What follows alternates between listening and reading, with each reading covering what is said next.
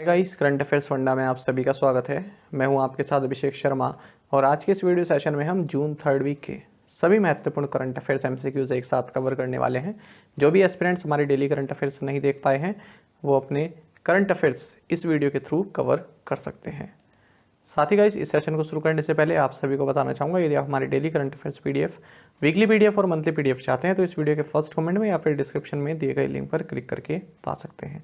साथ ही आप Google play store से करंट अफेयर्स फंडा ऐप को भी इंस्टॉल कर लीजिए, क्योंकि जो भी हमारा पीडीएफ मटेरियल है जिसमें आपको करंट अफेयर्स के साथ साथ स्ट्रेटेजी के भी प्रोवाइड कराते हैं, ये सभी मटेरियल आपको हमारी करंट अफेयर्स फंडा ऐप पर ही उपलब्ध हो पाएगा।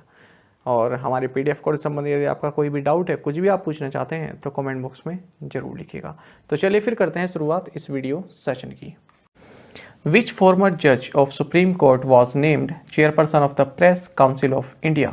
सर्वोच्च न्यायालय के किस पूर्व न्यायाधीश को भारतीय प्रेस परिषद का अध्यक्ष नामित किया गया है? ऑप्शंस आपके सामने हैं। सही आंसर ऑप्शन सी होगा, जस्टिस रंजना प्रकाश देसाई। जस्टिस रंजना प्रकाश देसाई, जो कि सुप्रीम कोर्ट की फॉर्मर जज हैं, इन्हें प्रेस काउंसिल ऑफ इंडिया की चेयरपर्सन नियुक्त किया गया है। आपको जानना चाहिए, जस्टिस देसाई ने हाल ही में जो जम्मू एंड कश्मीर के लिए डिलिमिटेशन कमीशन बनाई गई उसकी अध्यक्षता भी की थी।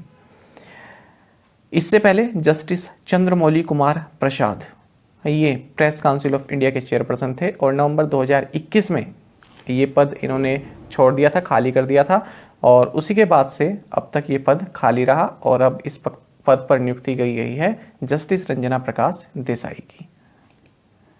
The union cabinet chaired by the PM Narendra Modi approved memorandum of association by India for establishment of BIMSTEC technology transfer centre at which city? PM Narendra Modi की अध्यक्षता में केंद्रीय मंत्रिमंडल ने किस शहर में बिम्स्टेक प्रौद्योगिकी हस्तांतरण केंद्र की स्थापना के लिए भारत द्वारा मेमोरेंडम ऑफ एसोसिएशन को मंजूरी दी है? ऑप्शंस आपके सामने हैं। सही आंसर ऑप्शन बी रहेगा, कोलंबो। तो बिम्स्टेक की फुल फॉर्म आपको जाननी चाहिए, bay of Bengal initiative for multi sectoral technical and economic cooperation. तो इनका एक टेक्नोलॉजी ट्रांसफर सेंटर, ये श्रीलंका की जो कैपिटल है कोलंबो, यहाँ पर सेटअप किया जाएगा। इसी के लिए भारतीय गवर्नमेंट ने अपनी मंजूरी दे दी है, यानी कि मेमोरेंडम ऑफ एसोसिएशन को क्लियर कर दिया, यानी कि हमारी ओर से इसमें सहायता की जाएगी। इस तरह का एक मेमोरेंडम ऑफ एसोसिएशन भारत सरकार ने मंजूर कर दिया है।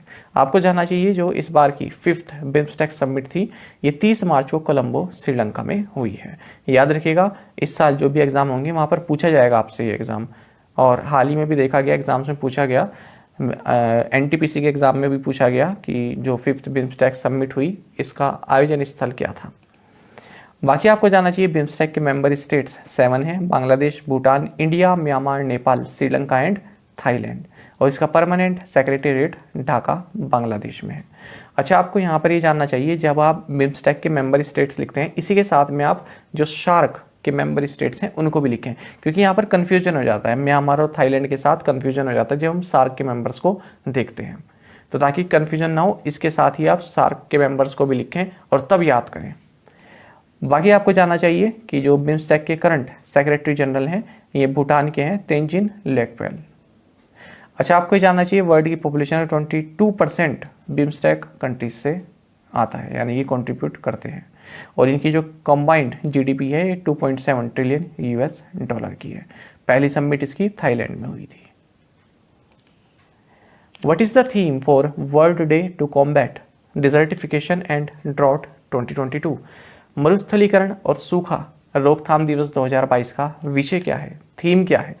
ऑप्शंस आपके सामने हैं। सही आंसर ऑप्शन सी रहेगा, rising up from drought together. तो देखिए, world day to combat desertification and drought ये 17 जून को मनाया जाता है, ऑब्जर्व किया जाता है, और इसका थीम इस बार रहा 2022 में rising up from drought together. काफ़ी महत्वपूर्ण डे है, कई बार एग्जाम में देखा गया है कि पूछ लिया जाता है ये। बाकी आपको जानना चाहिए कि इस बार जो होस्ट कंट्री है ये जो world day to combat desertification and drought है, इसकी जो होस्ट कंट्री रही जहाँ पर ये सेलिब्रेट किया गया या ऑब्जर्व किया गया वो है स्पेन के मैड्रिड शहर में।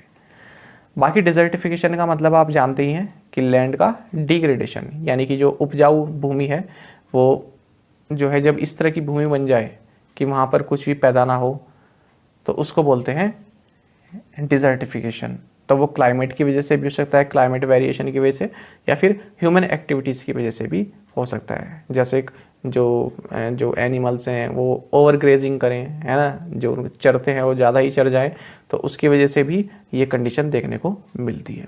अच्छा, कोई एग्जिस्टिंग कोई मरुस्थल है वो एक्सपैंड हो रहा है, तो उसका मतलब ये नहीं कि वहाँ पर डिजर्टिफिकेशन हो रहा है। Name the Indian parashooter who won 2 gold medals at the Chateauroux 2022 world shooting para sport world cup in France. उस भारतीय पैराशूटर का नाम बताइए जिसने फ्रांस में सैटराक्स 2022 world shooting para sport world cup में 2 स्वर्ण यानी कि 2 स्वर्ण पदक जीते हैं। ऑप्शंस आपके सामने हैं, सही आंसर ऑप्शन ए रहेगा, अवनी लेखरा। तो देखिए, सैटराक्स फ्रांस में ये पैरा शूटिंग वर्ल्ड कप हुआ है और यहाँ पर इंडियन शूटर्स ने 6 गोल्ड मेडल जीते, 5 सिल्वर मेडल्स जीते और 1 ब्रॉन्ज मेडल जीता है। और जितनों ने भी ये मेडल्स जीते हैं इन सभी ने पेरिस में होने वाले 2024 पैरालंपिक्स के लिए अपनी सीट पक्की कर ली है। इसी इवेंट में आपको जाना चाहिए जो टोक्यो 2022 गोल्ड मेडलिस्ट हैं अवनी लेखरा, इन्होंने 2 गोल्ड मेडल जीते हैं इसमें, एक तो 10 मीटर एयर राइफल में और दूसरा 50 मीटर एयर राइफल में। Holy relics of Lord Buddha were taken from India to which country on the occasion of Buddha Purnima. Buddha Purnima के अवसर पर भगवान बुद्ध के पवित्र अवशेषों को भारत से किस देश में ले जाया गया? ऑप्शंस आपके सामने हैं, सही आंसर ऑप्शन सी रहेगा, मंगोलिया। तो लॉर्ड बुद्धा के जो 4 होली relics हैं यानी कि जो पवित्र अवशेष हैं उनको भारत से मंगोलिया ले जाया गया 11 दिन के लिए। क्यों, किस अवसर पर? मंगोलियन बुद्ध पूर्णिमा के अवसर पर, जो कि 14 जून 2022 को रही। तो आपको जाना चाहिए 25 मेंबर का एक दल भारत से गया था और इनकी अगुवाई की थी हमारे जो minister of law and justice हैं किरेन रिजिजू, इन्होंने। अच्छा, जो ये हॉली रेलिक्स हैं इनको बटसागन टेम्पल है यहाँ पर गंडन मोनेस्ट्री के अंदर ही है ये मंगोलिया में, तो यहाँ पर इनको डिस्प्ले किया गया है। आपको बता दें जो होली बुद्धा रेलिक्स हैं ये सबसे पहले 1898 में डिस्कवर किए गए थे बिहार में।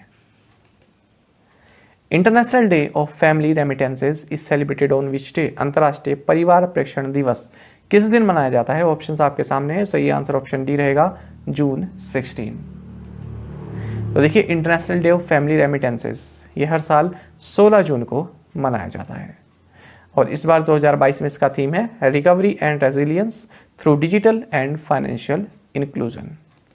बाकी रेमिटेंस का मतलब आप सभी जानते हैं कि किस तरह का फंड होता है जो माइग्रेंट द्वारा अपनी होम कंट्री में ट्रांसफ़र किया जाता है। अब कोई भारतीय सऊदी अरब में रह रहा है, काम कर रहा है, तो वहाँ से वो अपने घर यानी कि भारत में पैसा भेजता होगा अपनी फैमिली को फूड के लिए, क्लोथिंग के लिए, या फिर बिजली पानी का खर्चा है या और भी किसी तरह का खर्चा है उसके लिए पैसा भेजता है, तो उसी को बोलते हैं remittance. Who presided over the 25th meeting of Western Zonal Council in Diu? Diu में पश्चिमी क्षेत्रीय परिषद की 25वीं बैठक की अध्यक्षता किसने की? ऑप्शंस आपके सामने हैं, सही आंसर ऑप्शन ए रहेगा, अमित शाह। तो union home and corporation minister Amit Shah, इन्होंने दीव में वेस्टर्न जोनल काउंसिल की 25th मीटिंग की अध्यक्षता की है और ये पहली बार हो रहा है जब वेस्टर्न जोनल काउंसिल की meeting union territory of Dadra and Nagar Haveli and Daman and Diu में आयोजित की गई है। आपको जानना चाहिए जोनल काउंसिल्स के बारे में। ये स्टैट्यूटरी बॉडीज़ हैं यानी कि इनको कॉन्स्टिट्यूशन द्वारा नहीं बनाया गया है, कॉन्स्टिट्यूशन में इनका जिक्र नहीं है, बल्कि इनको एक्ट ऑफ पार्लियामेंट द्वारा बनाया गया है। तो स्टेट रिओर्गेनाइजेशन एक्ट ऑफ 1956 के तहत जोनल काउंसिल्स की स्थापना की गई है। और सबसे महत्वपूर्ण बात यह है कि जो ये जोनल काउंसिल्स होती हैं इनके जो चेयरपर्सन होते हैं, जो चेयरमैन होते हैं, ये होम मिनिस्टर होते हैं, जो सेंट्रल होम मिनिस्टर होते हैं वो होते हैं। ये अपने आप में एक क्वेश्चन बन जाता है आपके लिए, याद रखिएगा। बाकी चीफ मिनिस्टर इसमें पार्टिसिपेट करते हैं। फिलहाल देखिए 5 जोनल काउंसिल हैं, northern zonal council, central, eastern, western and southern. इनके अलावा एक और जोनल काउंसिल है, ये है नॉर्थ ईस्टर्न काउंसिल, जिसको एक सेपरेट एक्ट ऑफ पार्लियामेंट द्वारा बनाया गया था। उसका नाम है north eastern council act of 1971।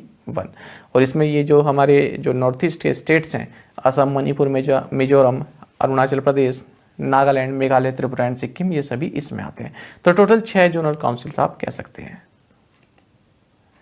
PM Narendra Modi inaugurated जल Bhushan building and gallery of revolutionaries eight which states Raj Bhavan. प्रधानमंत्री नरेंद्र मोदी ने किस राज्य के राजभवन में जल भूषण भवन और क्रांतिकारियों की गैलरी का उद्घाटन किया? ऑप्शंस आपके सामने है, सही आंसर ऑप्शन सी रहेगा, महाराष्ट्र। तो प्राइम मिनिस्टर नरेंद्र मोदी ने मुंबई में जो राजभवन है, महाराष्ट्र का जो राजभवन मतलब जहाँ पर राज्यपाल रहते हैं, वहाँ पर जल भूषण बिल्डिंग और गैलरी ऑफ रिवॉल्यूशनरीज इनको इनॉग्रेट किया है। और इस मौके पर जो महाराष्ट्र के गवर्नर है भगत सिंह कोश्यारी और महाराष्ट्र के जो चीफ मिनिस्टर हैं उद्धव ठाकरे, ये भी मौजूद रहे। बाकी आपको जानना चाहिए कि पीएम नरेंद्र मोदी ने पुणे में जगत गुरु श्री संत तुकाराम महाराज शिला मंदिर को भी इनॉग्रेट किया है। तो ये न्यूज़ और ये न्यूज़ महाराष्ट्र से संबंधित है, इसलिए मैंने एक साथ यहाँ पर क्लब कर दी है। 38th India Indonesia coordinated patrol concluded in which region. 38वीं भारत इंडोनेशियाई समन्वित गश्त किस क्षेत्र में संपन्न हुई है? ऑप्शंस आपके सामने हैं, सही आंसर ऑप्शन डी रहेगा, अंडमान सी एंड स्टेट्स ऑफ मलक्का।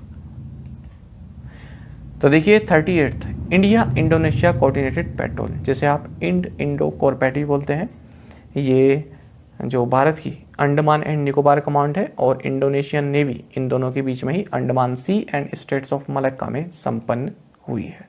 आपको जानना चाहिए कि ये जो दोनों कंट्रीज़ के बीच में जो ये कोऑर्डिनेटेड पेट्रोल है, ये साल 2002 से ही किया जा रहा है। Prime minister Narendra Modi chaired the first national conference of chief secretaries eight which place. प्रधानमंत्री नरेंद्र मोदी ने किस स्थान पर मुख्य सचिवों के पहले राष्ट्रीय सम्मेलन की अध्यक्षता की? ऑप्शंस आपके सामने है, सही आंसर ऑप्शन डी रहेगा, Dharamshala. So prime minister Narendra Modi ने हिमाचल प्रदेश के धर्मशाला के एचपीसी स्टेडियम में पहली बार आयोजित होने वाली national conference of chief secretaries, इसकी अध्यक्षता की है। और ये जो कॉन्फ्रेंस है ये ऑर्गेनाइज की गई नीति आयोग के द्वारा। The union home ministry has announced that youth recruited in the armed forces under the short-term Agnipath scheme will get priority in recruitment to the Central Armed Police Forces and which of the following? केंद्रीय गृह मंत्रालय ने घोषणा की है कि अल्पकालिक अग्निपथ योजना के तहत सशस्त्र बलों में भर्ती युवाओं को केंद्रीय सशस्त्र पुलिस बलों और निम्नलिखित में से किसमें भर्ती में प्राथमिकता मिलेगी? ऑप्शंस आपके सामने है, सही आंसर ऑप्शन ए रहेगा, असम राइफल्स। तो अग्निपथ स्कीम के बारे में तो आप सभी जान ही गए होंगे, इस पर एक स्पेशल लेक्चर भी विकास सर द्वारा आपके लिए लाया गया था। तो देखिए यहाँ पर यूनियन होम मिनिस्ट्री ने कहा है कि जो भी अग्निपथ स्कीम के तहत जो रिक्रूटमेंट होंगे आर्म फोर्सेस में, तो उनके जो कार्यकाल होगा 4 साल के बाद, उनको फिर सेंट्रल आर्म पुलिस फोर्सेस और असम राइफल्स में प्रायोरिटी दी जाएगी। तो ऐसा कहा है यूनियन होम मिनिस्ट्री ने। तो काफ़ी बवाल इस पर चल रहा है, बच्चे अपना हक मांग रहे हैं और उसके लिए लड़ भी रहे हैं। बिहार और अब तो कई स्टेट्स में ये जो है पूरा प्रोटेस्ट चल रहा है। बाकी आपको जानना चाहिए जो CAPF है यानी कि सेंट्रल आर्म्ड पुलिस फोर्सेस है, इसमें कौन कौन आते हैं? CRPF आता है, CISF आता है, BSF आता है, SSB आता है और ITBP आता है। ये सभी मिनिस्ट्री ऑफ होम अफेयर्स के एडमिनिस्ट्रेटिव एंड ऑपरेशनल कंट्रोल में रहते हैं। असम राइफल्स भी ये मिनिस्ट्री ऑफ होम अफेयर्स के एडमिनिस्ट्रेटिव कंट्रोल में रहता है। तो ये आप याद रखें कि इन दोनों में का एक तो CAPF में और असम राइफल्स, इन दोनों में ही प्रायोरिटी दी जाएगी, ऐसा कहा गया है। A national pension system subscriber can now change asset allocation how many times in a financial year. एक राष्ट्रीय पेंशन प्रणाली ग्राहक अब एक वित्तीय वर्ष में कितनी बार परिसंपत्ति आवंटन बदल सकता है? ऑप्शंस आपके सामने है, सही आंसर ऑप्शन सी रहेगा, 4। तो देखिए जो नेशनल पेंशन सिस्टम सब्सक्राइबर है वो अब एक फाइनेंशियल ईयर में जो अपना एसेट एलोकेशन है उसको 4 बार चेंज कर सकता है।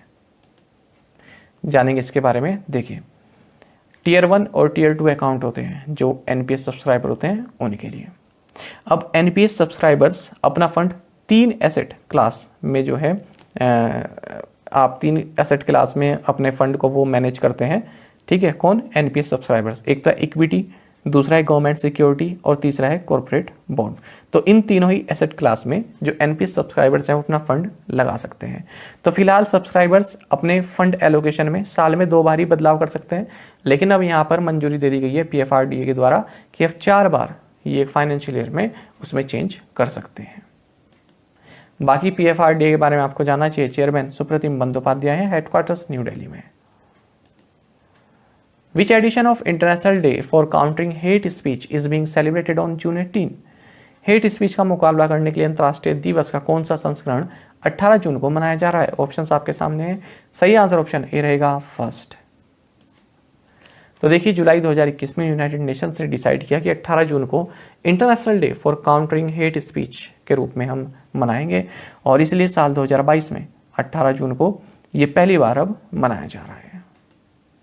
बाकी इसका कैंपेन का थीम है no to hate.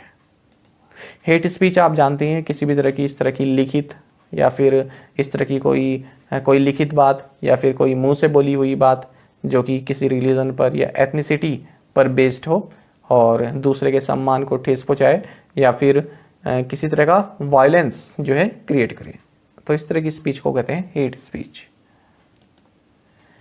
Union Minister for Finance and Corporate Affairs Nirmala Sitharaman dedicated to the nation धरोहर, the National Museum of Customs and GST in which state? केंद्रीय वित्त और कॉर्पोरेट मामलों की मंत्री निर्मला सीतारमन ने किस राज्य में राष्ट्रीय सीमा शुल्क और जीएसटी संग्रहालय धरोहर को राष्ट्र को समर्पित किया है? ऑप्शंस आपके सामने है। सही आंसर ऑप्शन ए रहेगा गोवा। तो देखिए union minister for finance and corporate affairs Nirmala Sitharaman, इन्होंने धरोहर क्या है, national museum of customs and GST, इसको पणजी गोवा में जो है इनोग्रेट किया है। तो ये 2 स्टोरी ब्लू बिल्डिंग है, इसको पहले अल्फांदेगा के नाम से जाना जाता था जब गोवा पोर्चुगीज रूल के अंतर्गत आता था तब। और आपको बता दें जो बिल्डिंग है ये मांडोवी रिवर, ठीक है, मांडोवी रिवर के तट पर स्थित है पणजी, तो यहीं पर ये बिल्डिंग है। कई बार पूछ लेते हैं मांडोवी रिवर, तो याद रखिएगा जो पणजी शहर है मांडोवी रिवर के ही तट पर है। Under the startups for railways policy the railways would grant up to how much crore rupees to innovators on equal sharing basis with provision of milestone wise payment. Railway के लिए स्टार्टअप के तहत नवोन्मेषकों को रेलवे में तकनीकी समाधान के लिए कितने करोड़ रुपए तक की अनुदान राशि समान बंटवारे के आधार पर मुहैया कराई जाएगी? ऑप्शंस आपके सामने है। सही आंसर ऑप्शन बी रहेगा 1.5 करोड़ रुपीज़। देखिए जो इस तरह के क्वेश्चंस की लैंग्वेज होती है ना, यही आपके एग्जाम में आ जाती है, और उसमें क्या होता है बच्चा समझ नहीं पाता है कि इसमें पूछा क्या जा रहा है। तो जब इस तरह के क्वेश्चन आते हैं ना, तो इसमें आप और रुचि लिया कीजिए। देखने में तो बहुत बोरियत लगता है कि ये क्या क्वेश्चन है, लेकिन इसी तरह से क्वेश्चन बनते हैं आपके एग्जाम में। जब आप इस तरह की समझ डेवलप करेंगे, अंडरस्टैंडिंग डेवलप करेंगे कि हाँ मैं इस तरह के क्वेश्चन समझूं कि उसमें आखिर पूछ क्या रहा है, 2-3 बार इसको पढ़िए, फिर इसका एक्सप्लेनेशन पढ़िए, तब आपको समझ में आएगा कि ये तो बहुत आसान था। अभी देखिए आपको कुछ समझ नहीं आएगा कि क्या है क्वेश्चन में, अब देखिए आपको समझ में आ जाएगा।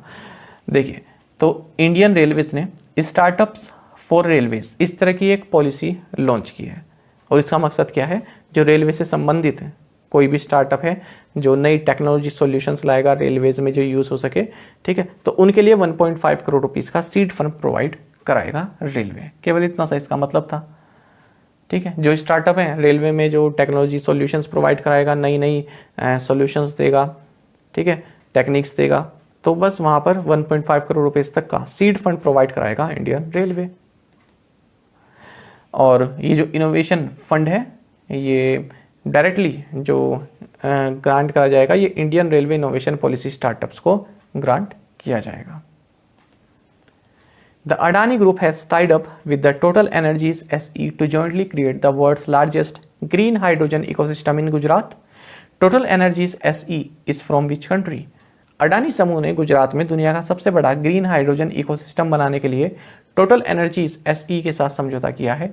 आपको बताना है टोटल एनर्जीज SE किस देश से है। ऑप्शंस आपके सामने, सही आंसर ऑप्शन बी रहेगा फ्रांस। तो अडानी ग्रुप और टोटल एनर्जीज ऑफ फ्रांस, तो फ्रांस की कंपनी है टोटल एनर्जीज, इन दोनों ने एक MOU साइन किया है जिसके तहत ही गुजरात में वर्ल्ड का largest green hydrogen ecosystem create करेंगे। और इसी के लिए जो अडानी न्यू इंडस्ट्रीज लिमिटेड है इसके 25% जो माइनॉरिटी इंटरेस्ट है वो ये total energies Adani enterprises limited से एक्वायर करेगा। ठीक है, तो इसमें जो 25% स्टेक है ना अडानी एंटरप्राइजेज के, वह एक्वायर करेगा टोटल एनर्जीज, और टोटल एनर्जीज कहाँ की है? फ्रांस की। विच media network won the IPL digital rights for the Indian subcontinent? किस मीडिया नेटवर्क ने भारतीय उपमहाद्वीप के लिए IPL डिजिटल अधिकार जीते? ऑप्शंस आपके सामने हैं, सही आंसर ऑप्शन सी रहेगा, वायाकॉम। तो देखिए, board of control for cricket in India यानी कि BCCI, इसने इंडियन प्रीमियर लीग के जो मीडिया राइट्स हैं उनको बेच दिया है, और इससे टोटल रेवेन्यू इन्होंने जनरेट किया है 48,390 करोड़ रुपीस का। तो देखिए, स्टार इंडिया को मिले हैं टेलीविजन राइट्स 23,575 करोड़ रुपए में, जबकि जो वायाकॉम 18 कंबाइन है, जो कि जॉइंट वेंचर है मुकेश अंबानी का नेटवर्क 18 और पैरामाउंट ग्लोबल के बीच, इसको दिए गए हैं इंडियन सबकॉन्टिनेंट में डिजिटल राइट्स। कितने रुपए में? 23,758 करोड़ रुपीस में। तो जो आप ऐप वगैरह पर देखते थे ना स्टार, ये जो डिज्नी हॉट स्टार वगैरह पे, ठीक है, तो अब उसके बदले आपको यहाँ पर देखने पड़ेंगे जो ये वायाकॉम 18 की जो ऐप वगैरह या फिर इनका जो अपना ऐप होगा उस पर ये डिजिटल रूप से आप देख पाएंगे, बल्कि जो टीवी के राइट्स हैं वो तो स्टार इंडिया के पास ही हैं।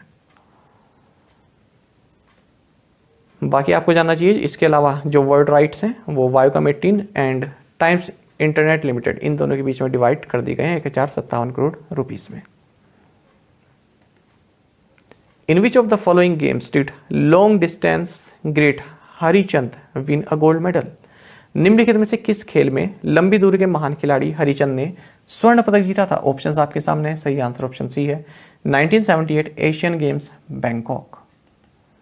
तो देखिए, लॉन्ग डिस्टेंस के काफ़ी महान खिलाड़ी रहे हैं, एथलीट रहे हैं हरिचंद, ये 2 टाइम ओलंपियन है, और एशियन गेम्स में 2 बार इन्होंने गोल्ड मेडल जीता है। इनका हाल ही में जालंधर पंजाब में निधन हो गया है।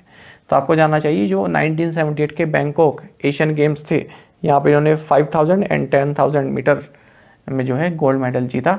साथ ही इन्होंने 1975 के एशियन चैंपियनशिप जो सियोल में हुई, यहाँ पर 10,000 मीटर का भी टाइटल इन्होंने जीता था।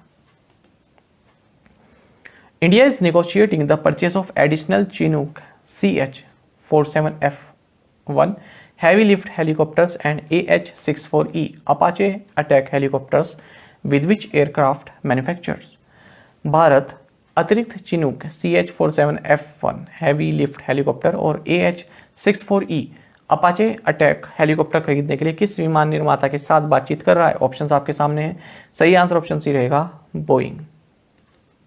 तो देखिए, बोइंग ने ये कहा है कि भारत हमसे जो है चिनूक और अपाचे अटैक हेलीकॉप्टर्स खरीदने यानी कि और खरीदने की बातचीत यहाँ पर चल रही है। तो यहाँ पर आपके लिए महत्वपूर्ण है कि जो चिनूक है और जो अपाचे अटैक हेलीकॉप्टर्स हैं भारत को कौन प्रोवाइड कराता है? बोइंग। इसका हेडक्वार्टर्स यूनाइटेड स्टेट्स में है।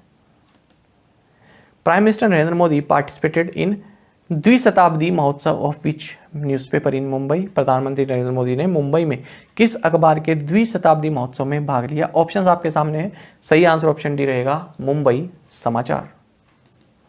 तो देखिए, प्राइम मिनिस्टर नरेंद्र मोदी ने मुंबई में जो ये मुंबई समाचार है इसके द्विशताब्दी महोत्सव यानी कि 200वीं एनिवर्सरी में पार्टिसिपेट किया है। आपको जानना चाहिए पहले वीकली के रूप में लॉन्च किया गया, अब ये डेली न्यूज़पेपर है, और 1 जुलाई 1822 1 जुलाई 1822 को श्री फर्दुनजी मर्जबान जी इनके द्वारा इसको शुरू किया गया था, और इसको 200 साल अब पूरे हो गए हैं। Which small finance bank has launched an exclusive savings account for kids named enjoy? किस लघु वित्त बैंक ने एन्जॉय नाम के बच्चों के लिए एक विशेष बचत खाता लॉन्च किया है? दोबारा से पढ़ेंगे, किस लघु वित्त बैंक ने एन्जॉय नाम से बच्चों के लिए एक विशेष बचत खाता लॉन्च किया? ऑप्शंस आपके सामने है, सही आंसर ऑप्शन डी रहेगा, इक्विटास स्मॉल फाइनेंस बैंक। तो इक्विटास स्मॉल फाइनेंस बैंक ने एक एक्सक्लूसिव सेविंग अकाउंट्स जो है लॉन्च किया है किड्स के लिए जो 0 से 18 ईयर्स ओल्ड हैं, और इसका नाम है एन्जॉय। इस सेविंग अकाउंट का नाम है एन्जॉय। बाकी आपको इक्विटास स्मॉल फाइनेंस बैंक के बारे में जानना चाहिए। MD and CEO Vasudevan PN है, हेडक्वार्टर्स चेन्नई तमिलनाडु में है, और इसकी टैगलाइन है इट्स फन बैंकिंग। हाल ही हमने काफ़ी महत्वपूर्ण news Equitas small finance bank से संबंधित पढ़ी थी कि रिजर्व बैंक ऑफ इंडिया ने जो इक्विटास होल्डिंग्स लिमिटेड और Equitas small finance bank limited है, इन दोनों के ही मर्जर को मंजूरी दे दी है। आपको जानना चाहिए जो मर्जर है, जो विलय है, ये रिजर्व बैंक ऑफ इंडिया के लघु वित्त बैंक नियमों का पालन करने के लिए की जा रहा है, जिसके अनुसार जो प्रमोटर्स को स्मॉल फाइनेंस बैंक के 5 वर्षों के भीतर सहायक संस्था में अपनी हिस्सेदारी 40% तक कम करने की आवश्यकता होती है। The first service of the theme-based Bharat Gaurav train from Coimbatore North to Sainagar Shirdi started its journey. Indian Railways had launched the operation of theme-based Bharat Gaurav train in which month? Coimbatore उत्तर से Sainagar city तक theme आधारित भारत गौरव train की पहली सेवा ने अपनी यात्रा शुरू की है। भारतीय रेलवे ने किस महीने में थीम आधारित भारत गौरव ट्रेन का संचालन शुरू किया था? ऑप्शंस आपके सामने है। सही आंसर ऑप्शन सी है, नवंबर 2021। तो देखिए जो थीम बेस्ड भारत गौरव ट्रेन है, इसकी फर्स्ट सर्विस कोयम्बटूर नॉर्थ से साईनगर शिरडी तक स्टार्ट हो गई है 14 तारीख से। और इसी के साथ जो सदर्न रेलवे है, ये फर्स्ट जोन बन गया है इंडियन रेलवेज का, जिसने अपने आप को भारत गौरव स्कीम के तहत जो है अपनी सर्विस प्रोवाइड कराई है। आपको जानना चाहिए कि साउथ स्टार रेल ये इस ट्रेन का जो है सर्विस प्रोवाइडर रहेगा। आपको जानना चाहिए इंडियन रेलवेज ने नवंबर 2021 में थीम बेस्ड भारत गौरव ट्रेन का ऑपरेशन लॉन्च किया था और इसका ऑब्जेक्टिव यही है कि इस तरह की जो थीम बेस्ड ट्रेन्स हैं, इससे इंडिया का जो रिच कल्चर हेरिटेज है और मैग्निफिशेंट हिस्टोरिक प्लेसेस हैं, ये लोग देख सकें। Which of the following statements is not correct regarding the Agnipath scheme for recruitment of youth in the armed forces? सशस्त्र बलों में युवाओं की भर्ती के लिए अग्निपथ योजना के संबंध में निम्नलिखित में से कौन सा कथन सही नहीं है? चारों कथन पढ़ेंगे। पहला है the scheme will govern the enrolment for the 3 services, बिल्कुल सही है। The youth selected under this scheme will be known as Agniveers, बिल्कुल सही है। Agnipath allows youth to serve in the arm forces for a period of 5 years, ये wrong है। One time Seva Nidhi package of rupees 11.71 lakh will be exempt from income tax, बिल्कुल सही है। तो हमारा यहाँ पर जो राइट ऑप्शन है वो ऑप्शन सी है। Agnipath allows youth to serve in the arm forces for a period of 5 years, यानी कि ये वाला क्वेश्चन, ये वाला जो कथन है ना, ये गलत है। ठीक है, तो क्वेश्चन के हिसाब से तो हमारा ऑप्शन ये सही है, यानी कि जो थर्ड वाला है ये गलत है। चलिए देखेंगे। तो इससे तो आप सभी परिचित होंगे कि यूनियन कैबिनेट ने जो आर्म्ड फोर्सेस हैं हमारे, इसमें रिक्रूटमेंट स्कीम इसके लिए लॉन्च की है, इसका नाम है अग्निपथ। और जो भी इसके तहत रिक्रूट किए जाएंगे, जो भी युवा रिक्रूट किए जाएंगे, उनको अग्निवीर नाम दिया गया है। तो ये जो अग्निवीर हैं, ये 4 साल के लिए एनरोल किए जाएंगे आर्म्ड फोर्सेस में। और ऐसा कहा जा रहा है कि जो एवरेज एज है इंडियन आर्म्ड फोर्सेस के में, जो एवरेज एज है जो सोल्जर्स की, वो 4 से 5 साल जो है अब घट जाएगी। अच्छा, इसमें ये कहा गया है कि जब 4 साल पूरे हो जाएंगे, उसके बाद उनको एक वन टाइम सेवानिधि पैकेज दिया जाएगा 11.71 लाख रुपीस का। और इसमें जो है गवर्नमेंट की ओर से भी कंट्रीब्यूशन रहेगा। और ये जो सेवानिधि पैकेज मिलेगा, ये इनकम टैक्स से एक्सेम्प्ट रहेगा, इनकम टैक्स से इसको छूट रहेगी। Who is the new president of industry body cellular operators association of India? उद्योग निकाय cellular operators association of India के नए अध्यक्ष कौन हैं? ऑप्शंस आपके सामने हैं। सही आंसर ऑप्शन डी रहेगा, प्रमोद के मित्तल। तो देखिए cellular operators association of India COAI, इसने प्रमोद के मित्तल को अपना न्यू चेयरपर्सन नियुक्त किया है 2022-23 के लिए। आपको जानना चाहिए जो प्रमोद के मित्तल हैं, ये रिलायंस जियो इन्फोकॉम के प्रेसिडेंट हैं। इससे पहले मतलब ये अब तो चेयरपर्सन बन गए हैं इसके COAI के, लेकिन इससे पहले ये वाइस चेयरपर्सन थे। और किसको रिप्लेस कर रहे हैं? अजय पुरी को रिप्लेस कर रहे हैं। साथ ही आपको जानना चाहिए जो वोडाफोन आइडिया लिमिटेड के chief regulatory and corporate affairs officer हैं P बालाजी, इनको वाइस चेयरपर्सन बनाया गया इसका COAI का। Justice Bhimanagouda Sanganagouda Patil took oath as the new Lokayukta of which state? न्यायमूर्ति भीमनगौड़ा संगनगौड़ा पाटिल ने किस राज्य के नए लोकायुक्त के रूप में शपथ ली? ऑप्शंस आपके सामने हैं। सही आंसर ऑप्शन ए है, कर्नाटक। तो कर्नाटक के फॉर्मर जो हाई कोर्ट जज हैं जस्टिस भीमनगौड़ा संगनगौड़ा पाटिल, ये कर्नाटक के नए लोकायुक्त बनाए गए हैं और ये P विश्वनाथ शेट्टी को सक्सीड किए हैं। और इनको शपथ दिलाई है कर्नाटक के गवर्नर थावरचंद गहलोत ने। Which company was awarded the first type certificate under Drone Rules 2021 by the Ministry of Civil Aviation? नागरिक उड्डयन मंत्रालय द्वारा ड्रोन नियम 2021 के तहत किस कंपनी को पहला टाइप सर्टिफिकेट प्रदान किया गया है? ऑप्शंस आपके सामने है। सही आंसर ऑप्शन डी रहेगा, आयोटेक वर्ल्ड एविएशन। तो देखिए, ज्योतिरादित्य सिंधिया जो कि union minister of civil aviation है, इन्होंने गुरुग्राम बेस्ड जो कंपनी है IoTech world aviation private limited, इसको first type certificate under drone rules 2021 award किया है, प्रदान किया है। आपको बता दें, जो ये आयोटेक वर्ल्ड एविएशन प्राइवेट लिमिटेड है, ये किसान ड्रोन्स मैन्युफैक्चर करती है। अच्छा, जो ये ड्रोन सर्टिफिकेशन स्कीम है 26 जनवरी 2022 को नोटिफाई की गई थी, और ये जो स्कीम है इसको डेवलप किया गया है क्वालिटी काउंसिल ऑफ इंडिया के द्वारा। Cabinet approved agreement between India and United Nations on a wayfinding application to be used in the Palace Des Nations United Nations office at Geneva. The United Nations is made up of how many member states? Cabinet ने भारत और संयुक्त राष्ट्र के बीच एक वे finding application पर समझौते को मंजूरी दी है, जिसका उपयोग पैलेस डेस नेशंस जिनेवा में संयुक्त राष्ट्र कार्यालय में किया जाएगा। संयुक्त राष्ट्र कितने सदस्य राज्यों से बना है, आपको बताना है। सही आंसर ऑप्शन डी है 193। तो देखिए, यूनियन कैबिनेट ने एक प्रपोजल को अप्रूव किया है। ये प्रपोजल किससे संबंधित है? गवर्नमेंट ऑफ इंडिया और यूनाइटेड नेशंस से संबंधित है, जिसके तहत ये वे फाइंडिंग एप्लीकेशन इसको यूज़ किया जाएगा। ये एक ऐप है, इसको कहाँ पर यूज़ किया जाएगा? तो जेनेवा में यूनाइटेड नेशंस का जो ऑफिस है, इसका नाम है पैलेस डेस नेशंस। ये बिल्डिंग का नाम है, यहीं पर यूनाइटेड नेशंस का ऑफिस है जेनेवा में। हेडक्वार्टर्स तो न्यूयॉर्क में है, लेकिन जो यहाँ पर जेनेवा भी इनका जो है अपना एक आप ऑफिस समझ सकते हैं, काफ़ी बड़ा ऑफिस है पैलेस डेस नेशंस, ये इस बिल्डिंग का नाम है। तो देखिए, आपको जाना चाहिए यूनाइटेड नेशंस ये एक इंटरनेशनल ऑर्गेनाइजेशन है, आप सभी जानते हैं। 1945 में स्थापना हुई थी और 193 मेंबर स्टेट्स हैं, भारत इसका फाउंडिंग मेंबर है। अब आपको जानना चाहिए कि जो ये यूनाइटेड नेशंस का ऑफिस है जेनेवा में, इसमें 5 बिल्डिंग्स हैं, तो काफ़ी बड़ी ये स्ट्रक्चर है और इसी के लिए ये एप्लीकेशन बनाई गई है। क्यों बनाई गई है? अब ये काफ़ी बड़ी बिल्डिंग है, तो यहाँ पर नेविगेशन के लिए किसी को कहीं जाना हो इस बिल्डिंग में, तो उसको रास्ता ना मिल रहा हो, उसके लिए एप्लीकेशन बनाई गई है। और इस एप्लीकेशन का जो जिम्मा दिया गया है वो किसको दिया गया है? Centre for development of telematics C.DOT को दिया गया है, ठीक है, भारत को। और इसका जो फाइनेंशियल इम्प्लीकेशन है डेवलपमेंट और डिप्लॉयमेंट एंड मेंटेनेंस का इस ऐप का, वो $2 मिलियन का है। International day for the elimination of sexual violence in conflict is observed on which day? संघर्ष में यौन हिंसा के उन्मूलन के अंतर्राष्ट्रीय दिवस किस दिन मनाया जाता है? ऑप्शंस आपके सामने है। सही आंसर ऑप्शन डी है, जून 19। तो देखिए, 2015 में यूनाइटेड नेशंस जनरल असेंबली ने कहा कि 19 जून को international day for the elimination of sexual violence in conflict observe किया जाएगा। अब देखिए, केवल ऑब्जर्व करने से तो कुछ नहीं होता, क्योंकि आप सभी जानते हैं कहीं पर भी सिविल वॉर छिड़ जाए तो कहीं ना कहीं जो बर्डन है वो महिलाओं पर ही आता है, और जो यंग गर्ल हैं उन पर ही आता है। चाहे आप अफ़गानिस्तान में देखिए, जब अभी अफ़गानिस्तान में वहाँ की सरकार को हटाया गया, उसके बाद महिलाओं के साथ किस तरह से व्यवहार हुआ।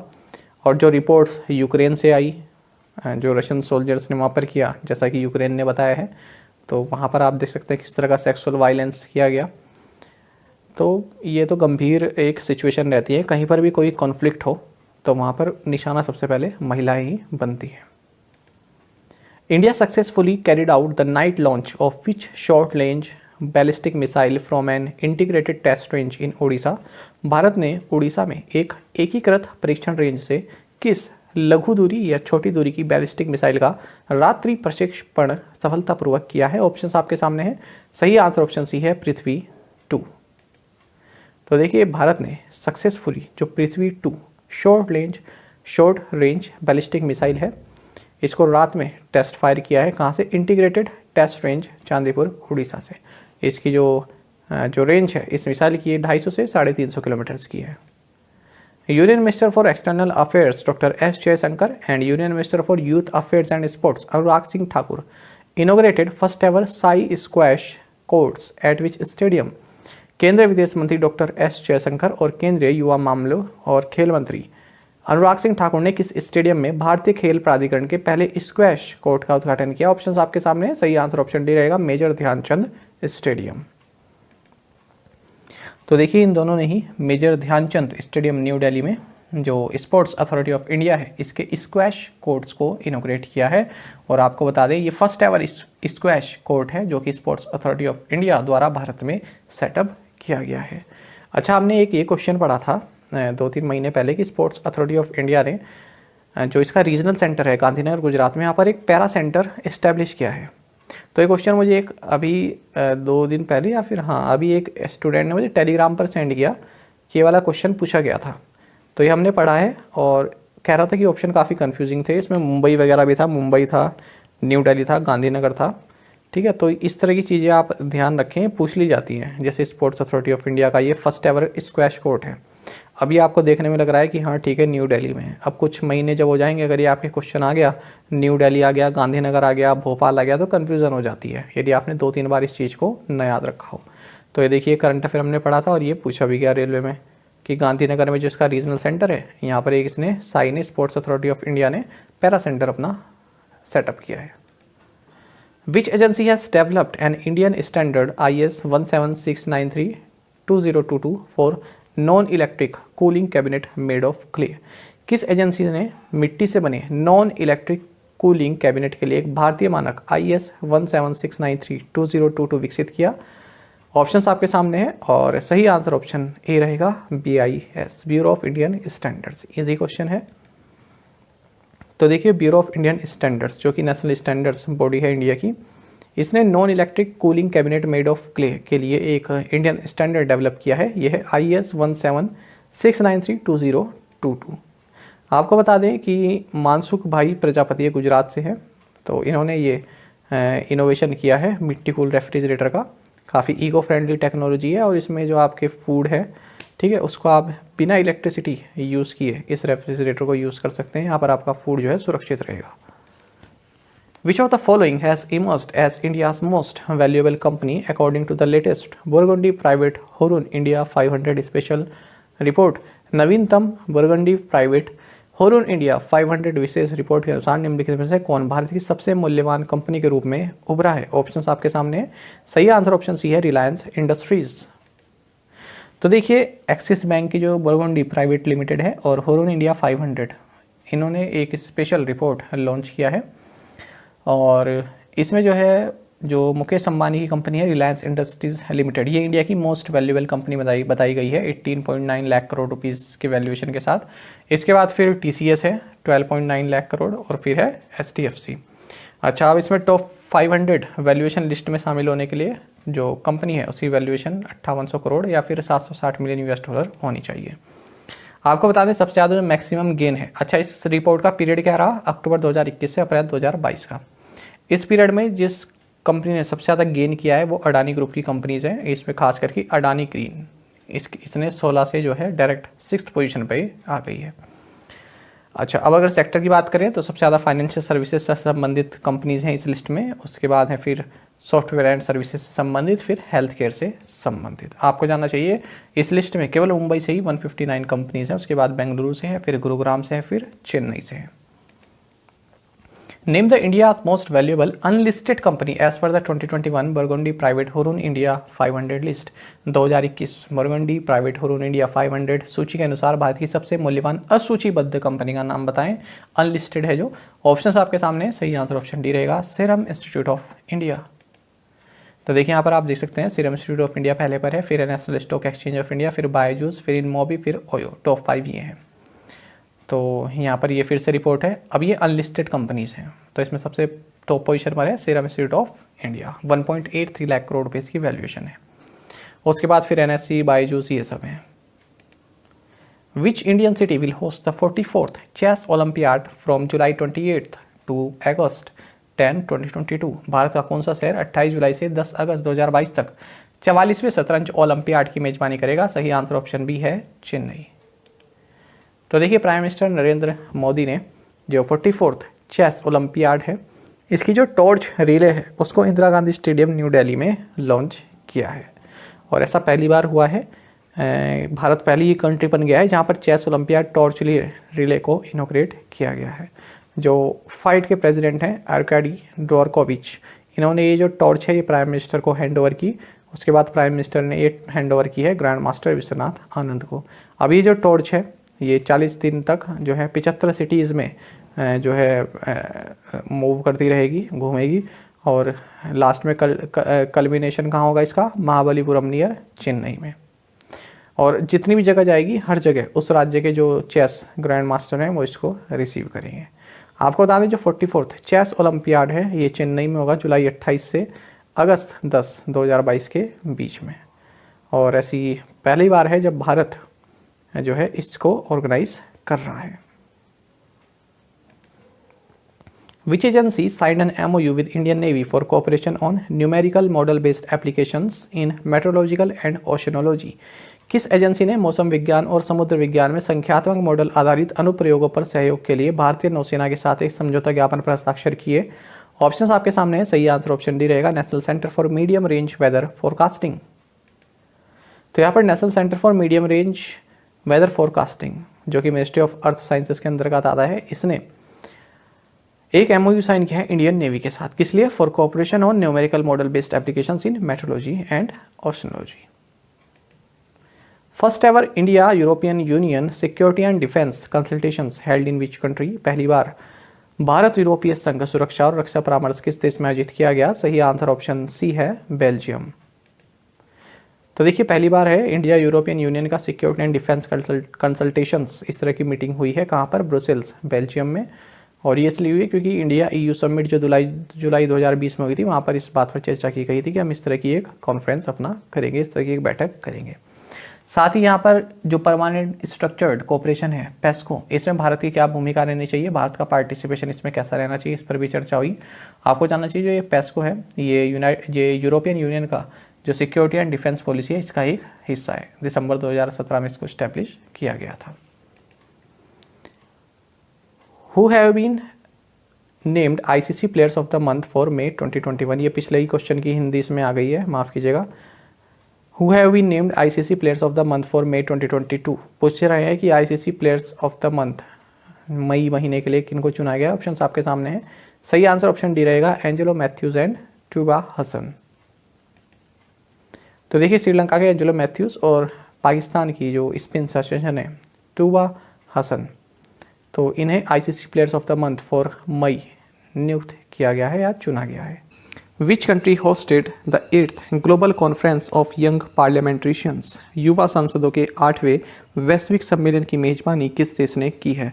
ऑप्शंस आपके सामने हैं, सही आंसर ऑप्शन बी रहेगा, इजिप्ट। तो इजिप्ट ने जो यहाँ पर शर्म एल शेख जगह है यहाँ पर 8th global conference of young parliamentarians इसको होस्ट किया है। आपको जानना चाहिए 2 दिन की conference jointly house of representatives and inter parliamentary union IPU के द्वारा ऑर्गेनाइज की गई थी। अब महत्वपूर्ण क्वेश्चन ये बनता है कि भारत की ओर से यहाँ पर किसने पार्टिसिपेट किया? तो देखिए नागालैंड की फर्स्ट वुमेन MP जो कि राज्यसभा में इलेक्ट हुई हैं, इनका नाम है S फांगोन कोनियाक। इन्होंने इस कॉन्फ्रेंस में भारत को रिप्रेजेंट किया है। तो ये भी अपने आप में ही एक क्वेश्चन है एक अलग कि नागालैंड की फर्स्ट वुमेन MP कौन है जो राज्यसभा में इलेक्ट हुई हैं, तो ये भी आप याद रखिएगा। Rabah Fatima has been appointed as the Under Secretary General of the United Nations. She is the permanent representative of which country to the United Nations? Rabah Fatima को संयुक्त राष्ट्र के अपर महासचिव के रूप में नियुक्त किया गया है। वह संयुक्त राष्ट्र में किस देश की स्थायी प्रतिनिधि हैं? ऑप्शंस आपके सामने हैं, सही आंसर ऑप्शन सी रहेगा, बांग्लादेश। तो एम्बेसडर हैं रबाह फातिमा और ये परमानेंट रिप्रेजेंटेटिव है बांग्लादेश की यूनाइटेड नेशंस में। इनको अंडर सेक्रेटरी जनरल अपॉइंट किया गया है यूनाइटेड नेशंस में। और साथ ही ये जो लीस्ट डेवलप कंट्रीज़ हैं, लैंडलॉक डेवलपिंग कंट्रीज़ हैं और स्मॉल आइलैंड डेवलपिंग स्टेट्स हैं, इन सभी की हाई रिप्रेजेंटेटिव्स यूनाइटेड नेशंस में रहेंगी। ये सक्सीड कर रही हैं जमैका की कोर्टेनी रेट्रिको। The government has appointed Anand Mahindra, Pankaj R. Patel, Venu Srinivasan and Ravindra H. Dholakia to the RBI Central Board. The nominations have been made for how many years? सरकार ने आनंद Mahindra, Pankaj R. Patel, Venu Srinivasan और Ravindra H. Dholakia को RBI केंद्रीय board में नियुक्त किया है। कितने वर्षों के लिए इनका ये नामांकन किया गया? ऑप्शंस आपके सामने हैं, सही आंसर ऑप्शन डी रहेगा, 4 years। तो देखिए गवर्नमेंट ने जो ये सभी हैं इंडस्ट्रियलिस्ट आनंद महिंद्रा, पंकज आर पटेल, वेणु श्रीनिवासन और ये IIM अहमदाबाद के प्रोफेसर रविंद्र एच ढोलकिया, इनको नॉन ऑफिशियल डायरेक्टर्स अपॉइंट किया है central board of the Reserve bank में। और इनकी जो ये नियुक्ति है ये 4 साल के लिए की गई है। Javelin ace Neeraj Chopra won the gold medal at the Kuortane games held in which country. Javelin खिलाड़ी नीरज चोपड़ा ने किस देश में आयोजित कोर्टेन खेलों में स्वर्ण पदक जीता। ऑप्शंस आपके सामने हैं, सही आंसर ऑप्शन सी रहेगा फिनलैंड। सिंस ये क्वेश्चन नीरज चोपड़ा से संबंधित है, आपके आगामी जो एग्जाम होने वाले हैं उनमें महत्वपूर्ण बन जाता है। तो ओलंपिक चैंपियन आप सभी जानते हैं नीरज चोपड़ा के बारे में। इन्होंने गोल्ड मेडल जीता है जैवलिन थ्रो इवेंट में, कहाँ पर, जो कोर्टेन गेम्स चल रहे हैं फिनलैंड में। और जो रेनिंग वर्ल्ड चैंपियन है एंडरसन पीटर्स ऑफ कनाडा, इनको इन्होंने हराया है। तो इन्होंने अपना जो ओपनिंग थ्रो फेंका वही 86.69 मीटर का फेंका, जो कि इनके लिए विजेता थ्रो साबित हुआ। साथ ही इसी हफ्ते के शुरुआत में आपको जानना चाहिए इन्होंने अपना नेशनल रिकॉर्ड भी ब्रेक किया। तो ये गेम्स थे पावो नुर्मी गेम्स तुर्कू फिनलैंड में ही। यहाँ पर इन्होंने सिल्वर मेडल जीता। तो इन्होंने जो थ्रो फेंका था वो 89.30 मीटर का फेंका था और इनका जो प्रीवियस नेशनल रिकॉर्ड है 88.07 मीटर्स का, इसको इन्होंने जो है तोड़ दिया। तो दोनों महत्वपूर्ण है, ये आप याद रखें। Governor of which state presented the honorary doctor of literature on industrialist and philanthropist Ratan Tata. किस राज्य के राज्यपाल ने उद्योगपति रतन टाटा को साहित्य के मानद डॉक्टर उपाधि से सम्मानित किया। ऑप्शंस आपके सामने हैं, सही आंसर ऑप्शन सी रहेगा महाराष्ट्र। तो industrialist and philanthropist Ratan Tata, इनको राजभवन मुंबई में जो महाराष्ट्र के गवर्नर है भगत सिंह कोश्यारी, इनके द्वारा honorary doctor of literature provide कराया गया है या अवॉर्डेड किया गया है। आपको जानना चाहिए जो ऑनररी डॉक्टरेट है ये मिस्टर रतन टाटा को प्रेजेंट किया गया first special convocation of HSNC university में। साथ ही राजभवन से संबंधित हमने हाल ही में ये पढ़ा था कि PM नरेंद्र मोदी ने जो राजभवन है मुंबई में, यहाँ पर जल भूषण बिल्डिंग को जो है इनोग्रेट किया है।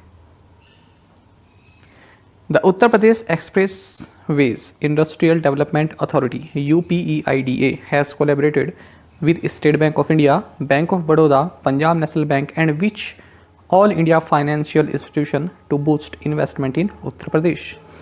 उत्तर प्रदेश एक्सप्रेसवे औद्योगिक विकास प्राधिकरण ने भारतीय state bank, bank of Baroda, Punjab national bank और किस अखिल भारतीय वित्तीय संस्थान के साथ यूपी में निवेश को बढ़ावा देने के लिए सहयोग किया। ऑप्शंस आपके सामने हैं, सही आंसर ऑप्शन सी रहेगा small industries development bank of India SIDBI।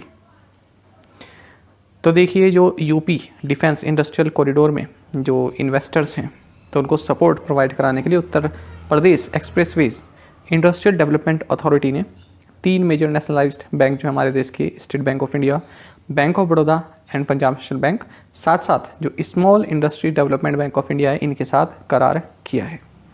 तो इसमें क्या होगा, जो भी इन्वेस्टर्स हैं जो Uttar Pradesh defence industrial corridors में जो है इन्वेस्ट करना चाहते हैं तो उनको फाइनेंशियल असिस्टेंस यहाँ पर प्रोवाइड कराई जाएगी। साथ ही इस तरह के उनके लिए प्रोविज़न होंगे कि जो उनको बिजनेस करने में आसानी हो। World Refugee day is observed on which day. विश्व शरणार्थी दिवस किस दिन मनाया जाता है। ऑप्शंस आपके सामने हैं, सही आंसर ऑप्शन डी रहेगा जून 20। साल 2001 में यूनाइटेड नेशंस ने डिसाइड किया कि 20 जून को हर साल वर्ल्ड रिफ्यूजी डे मनाया जाएगा। और ये किस वजह से मनाया जाता है, 1951 रिफ्यूजी कन्वेंशन जो हुआ था उसके 50 ईयर्स पूरे हो गए थे, उसी उपलक्ष्य में ये डिक्लेयर किया गया था।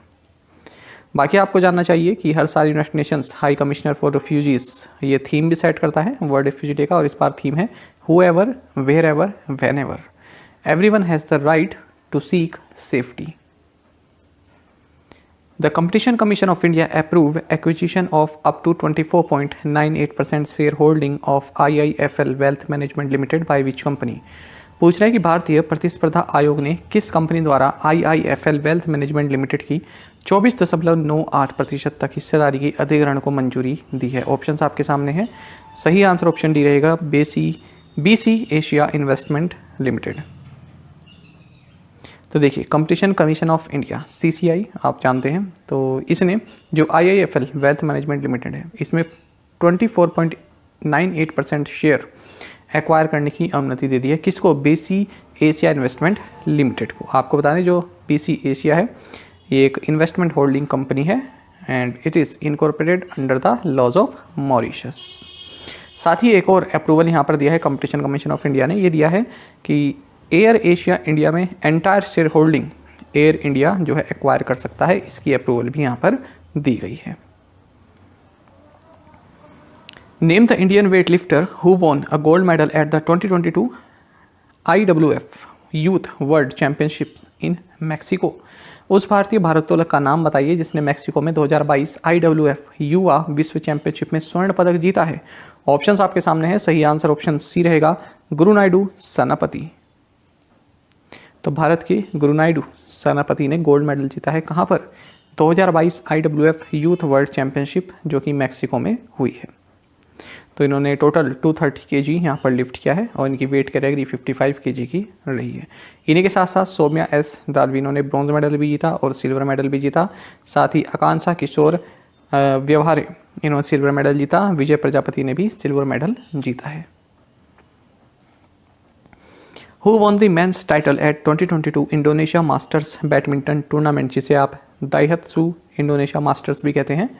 तो 2022 इंडोनेशिया मास्टर्स बैडमिंटन टूर्नामेंट में पुरुषों का खिताब जीता है विक्टर एक्सेल्सन ने। तो देखिए ये आपका जो 2022 इंडोनेशिया मास्टर्स बैडमिंटन टूर्नामेंट है ये आपका जकार्ता इंडोनेशिया में हुआ है और men's singles title Viktor Axelsen ने जीता है, डेनमार्क के हैं, याद रखिएगा इनकी कंट्री पूछ ली जाती है।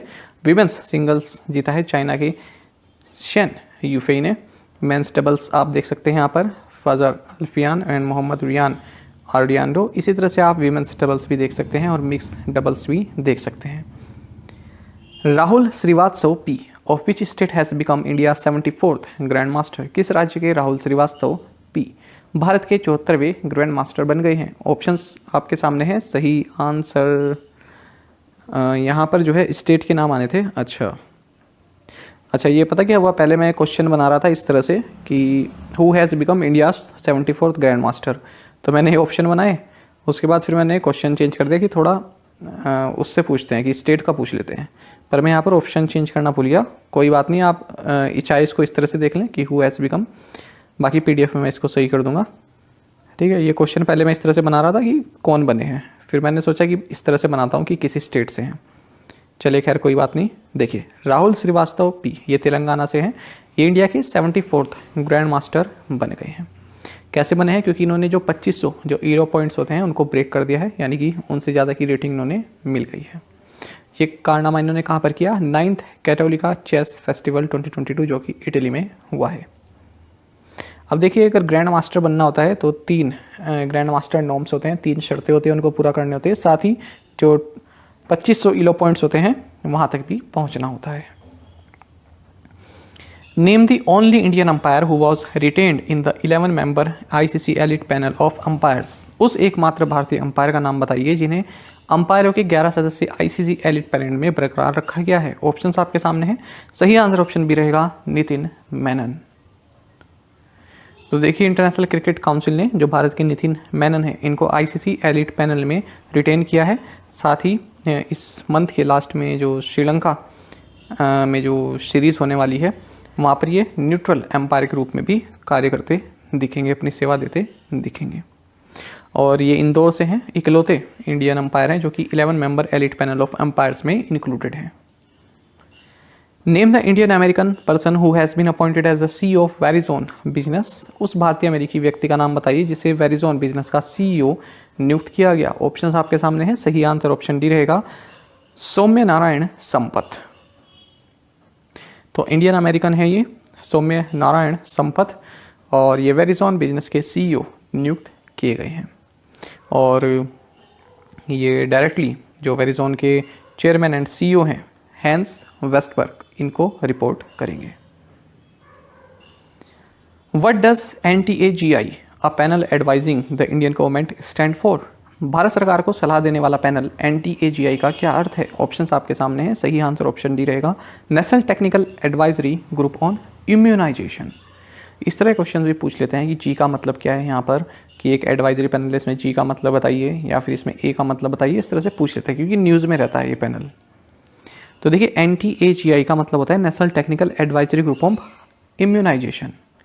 तो ये जो गवर्नमेंट एडवाइजरी पैनल है इसकी हाल ही में मीटिंग हुई है और इन्होंने 6 से 12 एज ग्रुप जो है इसमें कोवैक्सीन और कोर्बेवैक्स वैक्सीन का जो डेटा है उसको रिव्यू किया है।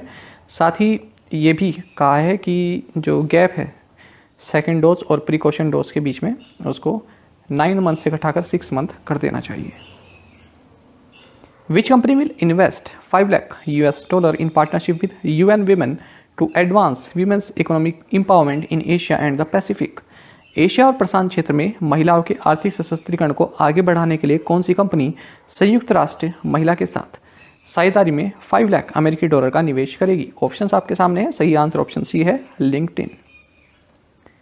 तो यहाँ पर लिंक्डइन जो कि वर्ल्ड की लार्जेस्ट प्रोफेशनल नेटवर्क है, इसने यूएन वुमेन के साथ पार्टनरशिप की है जिसके तहत ये वुमेन्स की जो इकोनॉमिक एम्पावरमेंट है उसको एडवांस करने के लिए, उसको बढ़ाने के लिए $5 लाख यानी कि 3.88 करोड़ रुपीस का इन्वेस्टमेंट करेगी। और पायलट बेसिस पर इसने महाराष्ट्र में इसको प्रोजेक्ट को लॉन्च करेगी जहाँ पर 2000 वुमेन को जो है कैरियर बिल्डिंग अपॉर्चुनिटीज़ प्रोवाइड कराई जाएंगी through job fairs, mentoring sessions and peer to peer networks. साथ ही आपको ये भी जानना चाहिए लिंक्डइन के संबंधित एक और करंट अफेयर जो हमने फरवरी के महीने में पढ़ा था कि लिंक्डइन ने क्रिएटर एक्सेलेरेटर प्रोग्राम लॉन्च किया है इंडिया में।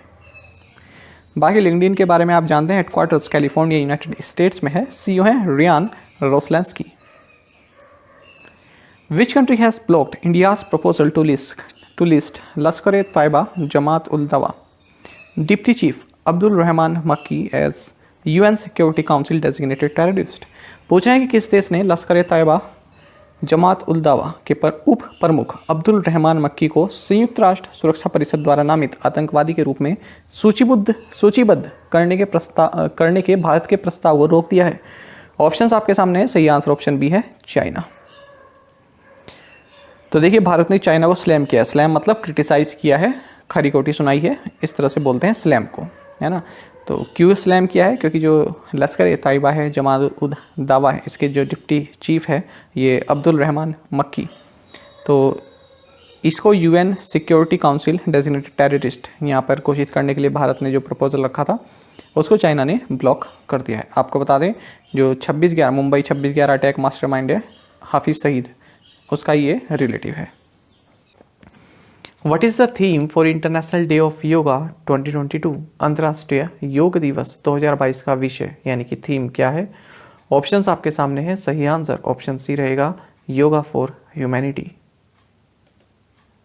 So international day of yoga ये हर साल 2015 से 21 जून को मनाया जा रहा है। आपको जानना चाहिए 2022 में इसका थीम है योगा फॉर ह्यूमैनिटी। आपको ये भी जानना चाहिए कि 2014 में जो 69th सेशन हुआ था यूनाइटेड नेशन जनरल असेंबली का, यहाँ पर भारत के प्राइम मिनिस्टर नरेंद्र मोदी ने ही सजेस्ट किया था कि 21 जून को योगा डे मनाया जाना चाहिए क्योंकि नदर्न हेमिस्फेयर में ये साल का सबसे लंबा दिन होता है। उसी के बाद 11 दिसंबर 2014 को भारत के परमानेंट रिप्रेजेंटेटिव जो रहे वहाँ अशोक मुखर्जी, इन्होंने यूनाइटेड नेशन जनरल असेंबली में इस रिगार्डिंग एक ड्राफ्ट रिजोल्यूशन इंट्रोड्यूस किया था। आपको जानना चाहिए कि इस बार 2022 में जो 8th international day of yoga है, इसका main event Mysore palace grounds Karnataka में होस्ट किया जा रहा है। साथ ही आपको जानना चाहिए कि 21 जून को ही international day of the celebration of solstice ये भी सेलिब्रेट किया जाता है। Who won Canadian Grand Prix 2022? Canadian Grand Prix 2022 किसने जीता है? ऑप्शंस आपके सामने हैं। सही आंसर ऑप्शन डी रहेगा, मैक्स वर्स्टैपन। मैक्स वर्स्टैपन जो कि रेड बुल के लिए रेस करते हैं, नीदरलैंड से हैं, डच हैं। इन्होंने कैनेडियन फार्मूला 1 ग्रां प्री 2022 जीत लिया है। आपको जानना चाहिए इस साल इन्होंने Emilia Romagna GP, Spanish GP, Miami GP, Saudi Arabian GP और अजरबैजान जीपी भी जीती हैं। Who has become the first Indian climber to scale Annapurna without using supplemental oxygen? Supplemental oxygen का उपयोग किए बिना अन्नपूर्णा पर चढ़ने वाला पहला भारतीय पर्वतारोही कौन बन गया है? ऑप्शंस आपके सामने हैं। सही आंसर ऑप्शन डी रहेगा, स्कालजोंग रिगजिंग। सो स्कालजोंग रिगजिंग जो कि लद्दाख से हैं, ये भारत के फर्स्ट पर्वतारोही बन गए हैं जिन्होंने सफलतापूर्वक अन्नपूर्णा माउंटेन और लोकसे पीक इनको चढ़ाई की है, वो भी ऑक्सीजन सिलेंडर यूज़ किए बिना। बाकी आपको जानना चाहिए अन्नपूर्णा ये नेपाल में लोकेटेड है और जो लोकसे है इसको E1 भी आप कहते हैं और ये Nepal and Tibet autonomous region of China के बॉर्डर पर लोकेटेड है। A joint logo for the celebration of 50 years of India and which countries' diplomatic relations released recently। Bharat और किस देश के राजनयिक संबंधों के 50 वर्ष पूरे होने के उपलक्ष्य में एक संयुक्त लोगो हाल ही में जारी किया गया। ऑप्शंस आपके सामने हैं। सही आंसर ऑप्शन बी रहेगा वियतनाम। तो ये है वो लोगो, आप देख सकते हैं 50 लिखा हुआ है, ये पिकॉक है और यहाँ पर क्रेन है। चले जानेंगे। तो न्यू दिल्ली में special ASEAN India foreign ministers meeting हाल ही में संपन्न हुई है और उसी के दौरान जो हमारे एक्सटर्नल अफेयर्स मिनिस्टर हैं डॉक्टर एस जयशंकर, साथ ही वियतनाम के फॉरेन मिनिस्टर मिस्टर बुई थांग सोन, इन्होंने भारत और वियतनाम के जो डिप्लोमेटिक रिलेशंस हैं उनके 50 साल पूरे होने पर एक लोगो लॉन्च किया है। और इस लोगो में क्या है, इस लोगो में जो दोनों ही देशों की नेशनल बर्ड है, भारत की पीकॉक और वियतनाम की क्रेन, इन दोनों को ही जगह दी गई है। साथ ही 50 भी यहाँ पर लिखा हुआ है जो कि डिप्लोमेटिक रिलेशंस के 50 साल पूरे होने को दर्शाता है। India's first road constructed from steel slag inaugurated in which city. Steel slag से निर्मित भारत की पहली सड़क का उद्घाटन किस शहर में हुआ है? सही आंसर ऑप्शन ए रहेगा सूरत। स्टील मिनिस्टर रामचंद्र प्रसाद सिंह, इन्होंने सूरत गुजरात में 6 लेन हाईवे इनोग्रेट किया है जो कि स्टील स्लैग से बना है और ये पहली बार भारत में हुआ है कि कोई हाईवे बना है जो कि स्टील स्लैग से बना है। स्लैग क्या होता है? ये स्टील मैन्युफैक्चरिंग के दौरान जो बाय प्रोडक्ट बनता है उसको बोलते हैं स्लैग। आपको जानना चाहिए road jointly central road research institute और आर्सेलरमित्तल निप्पॉन स्टील इंडिया द्वारा निर्मित की गई है। Which bank has signed an MOU with 100x.vc to support startups? किस बैंक ने स्टार्टअप का समर्थन करने के लिए 100x.vc के साथ समझौते ज्ञापन पर हस्ताक्षर किए हैं? ऑप्शंस आपके सामने हैं और सही आंसर ऑप्शन डी रहेगा HDFC बैंक। सो HDFC बैंक ने एक MOU साइन किया है 100x.vc के लिए जो कि एक वेंचर कैपिटल फर्म है और ये MOU किसके लिए साइन किया गया है? जो स्टार्टअप कम्युनिटी है उसको और इंगेजिंग बनाने के लिए, उनकी सहायता करने के लिए। तो यहाँ पर देख सकते हैं HDFC बैंक और 100x.vc ये दोनों ही स्टार्टअप्स के लिए मास्टर क्लासेस कंडक्ट करेंगे। बाकी आपको जानना चाहिए हाल ही में HDFC बैंक परिवर्तन ने हाई डेसिबल कैंपेन लॉन्च किया था जिस कैंपेन का नाम रहा इंजन्स ऑफ। तो ये एक पब्लिक अवेयरनेस कैंपेन था जिसमें बताया गया कि एयर पोल्यूशन को अगर रिड्यूस करें तो उसकी क्या महत्वपूर्ण है, वो क्यों महत्वपूर्ण है, उसकी क्या इंपॉर्टेंस है। HDFC बैंक का प्रोग्राम है ये परिवर्तन, ये याद रखिएगा। बाकी HDFC बैंक के बारे में तो आप जानते हैं, CEO शशिधर जगदीशन है, हेडक्वार्टर्स मुंबई में है, टैगलाइन है वी अंडरस्टैंड योर वर्ल्ड। हाल ही में हमने ये पढ़ा था कि HDFC बैंक ने रिटेलियो के साथ पार्टनरशिप की है और को ब्रांडेड क्रेडिट कार्ड्स लॉन्च किए हैं। साथ ही हमने ये भी पढ़ा कि HDFC बैंक ने industry first 30 minute express car loan भी लॉन्च किया है। Zomato and which of the following have entered into an agreement for EV mobility services? Zomato और निम्नलिखित में से किसने EV मोबिलिटी सेवाओं के लिए एक समझौता किया है? सही आंसर ऑप्शन ए रहेगा जियो BP।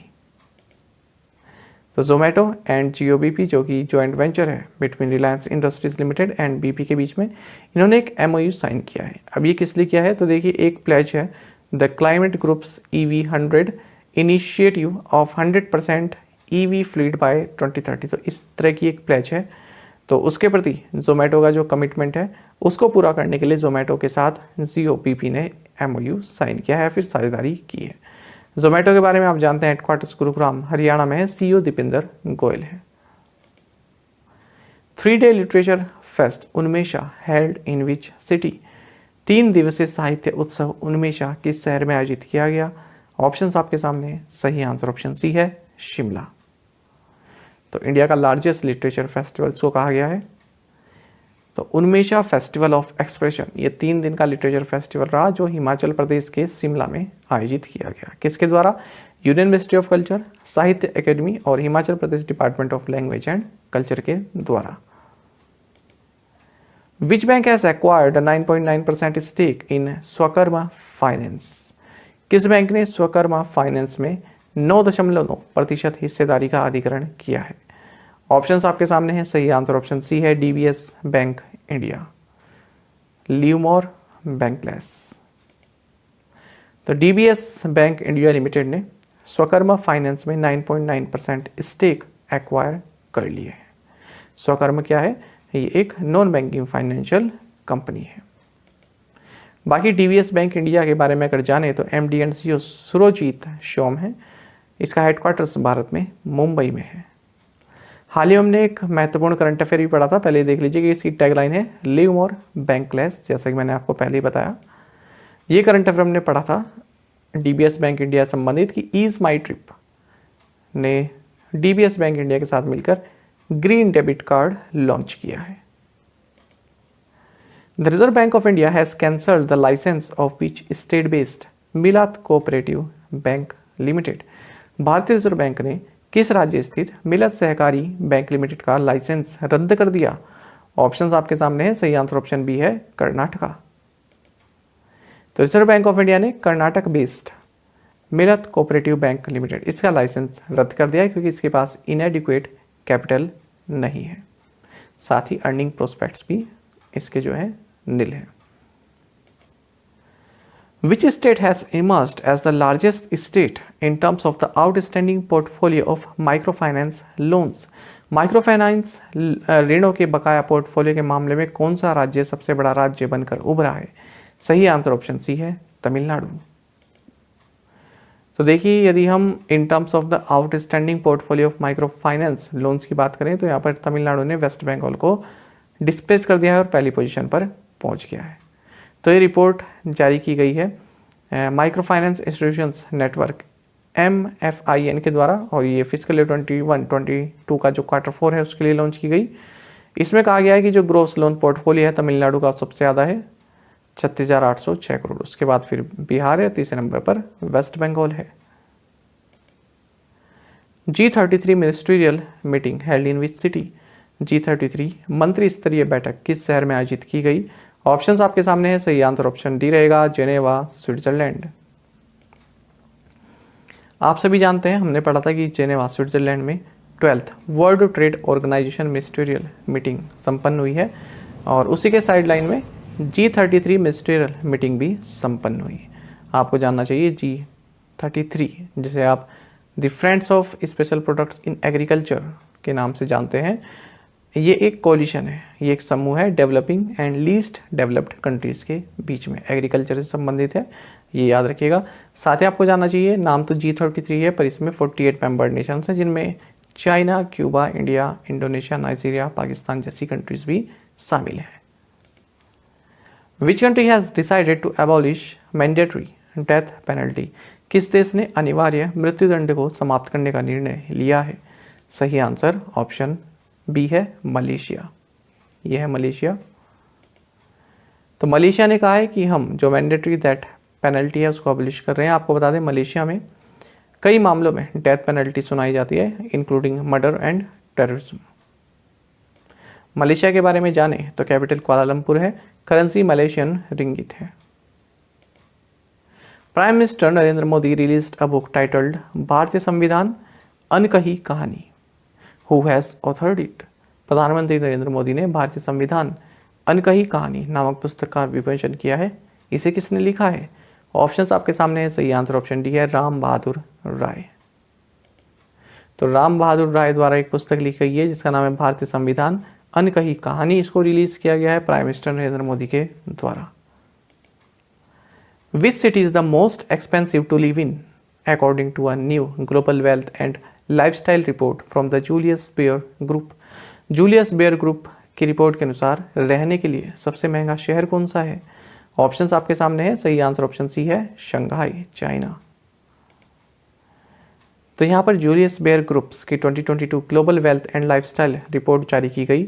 इसमें कहा है कि वर्ल्ड का मोस्ट एक्सपेंसिव सिटी रहने के लिए वो संघाई है। उसके बाद यूनाइटेड किंगडम की कैपिटल लंदन है दूसरी पोजीशन पर। तीसरी पोजीशन पर ताइवान की कैपिटल ताइपेई है। चौथी पोजीशन पर हांगकांग है और फिफ्थ पोजीशन पर है Singapore. The athletics federation of India selected how many member Indian athletics team to be led by Olympic champion javelin thrower Neeraj Chopra for the upcoming Commonwealth Games. पूछ रहे हैं कि एथलेटिक्स फेडरेशन ऑफ इंडिया ने आगामी राष्ट्रमंडल खेलों के लिए ओलंपिक चैंपियन नीरज चोपड़ा के नेतृत्व में कितने सदस्यीय भारतीय एथलेटिक्स टीम का चयन किया है। ऑप्शंस आपके सामने है और सही आंसर ऑप्शन सी रहेगा 37। एथलेटिक्स फेडरेशन ऑफ इंडिया ने 37 सदस्यीय भारतीय एथलेटिक्स टीम को नामित किया है। उनके नाम बताए हैं कि 37 मेंबर का जो दल है वो पार्टिसिपेट करेगा कॉमनवेल्थ गेम्स में जो होने वाले हैं। और इस पूरे दल की अगुवाई करेंगे जेवलिन थ्रोवर नीरज चोपड़ा। आपको जानना चाहिए एथलेटिक्स फेडरेशन ऑफ इंडिया का हेडक्वार्टर्स न्यू दिल्ली में है और इसके प्रेसिडेंट हैं आदिल सोमारीवाला। देखिए 2022 के कॉमनवेल्थ गेम्स हैं, यहाँ से क्वेश्चन आपके लिए बन सकता है, तो आप ये डिटेल जरूर याद रखिएगा। पहली बात यह है कि ये 22वें कॉमनवेल्थ गेम्स हैं, बर्मिंघम इंग्लैंड में होंगे 28 जुलाई से 8 अगस्त के बीच में। आपको बता दें कि ये तीसरी बार है जब इंग्लैंड कॉमनवेल्थ गेम्स को होस्ट कर रहा है। इससे पहले 1934 में लंदन में और 2002 में मैनचेस्टर में कॉमनवेल्थ गेम्स हो चुके हैं इंग्लैंड की अगर हम बात करें। और इस बार 2022 में जो ये गेम्स होने वाले हैं इनका जो मोटो है ये है गेम्स फॉर एवरीवन। अच्छा, नीरज चोपड़ा का यहाँ पर जिक्र हुआ है, तो नीरज चोपड़ा के बारे में 2 करंट अफेयर्स हमने पढ़े हैं कि ये जो कोर्टेन गेम्स हुए फिनलैंड में, यहाँ पर इन्होंने गोल्ड मेडल जीता है 86.69 मीटर का थ्रो फेंक कर। साथ ही इन्होंने अपना ही जो नेशनल रिकॉर्ड है वो भी तोड़ा है पावनुर्मी गेम्स फिनलैंड में ही 89.30 मीटर का इन्होंने ये भाला फेंका था और अपना ही नेशनल रिकॉर्ड इन्होंने यहाँ पर तोड़ दिया था। The BRICS partnership on new industrial revolution यानी कि part NIR innovation centre signed an MOU with which bank to promote the common development of BRICS countries. पूछ रहे हैं कि BRICS partnership on new industrial revolution innovation centre ने BRICS देशों के सामान्य विकास को बढ़ावा देने के लिए किस बैंक के साथ एक समझौता ज्ञापन पर हस्ताक्षर किए हैं। ऑप्शंस आपके सामने है और सही आंसर ऑप्शन भी रहेगा new development bank. So BRICS partnership on new industrial revolution यानी कि पार्ट NIR इनोवेशन सेंटर, इसने एक MOU साइन किया है ब्रिक्स का जो न्यू डेवलपमेंट बैंक है इसके साथ। किस लिए? जो ब्रिक्स कंट्रीज के बीच में बायलैटरल कोऑपरेशन को फैसिलिटेट करने के लिए और जो कॉमन डेवलपमेंट है उसको प्रमोट करने के लिए। बाकी आप जानते ही हैं कि ब्रिक्स का मतलब क्या है। Brazil, Russia, India, China and south Africa, और वर्ल्ड पॉपुलेशन का 40% इन कंट्रीज़ में रहता है।